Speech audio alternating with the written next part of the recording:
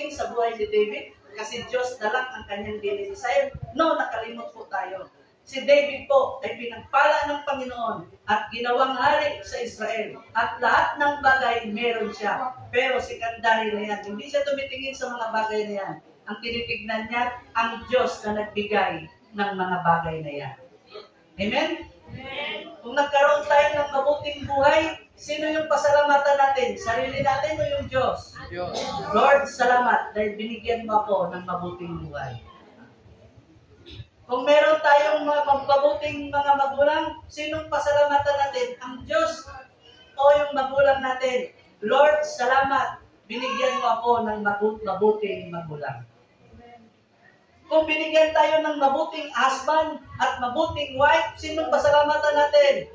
Lord, salamat. Dahil binigyan niyo ako ng mabuting wife at mabuting husband.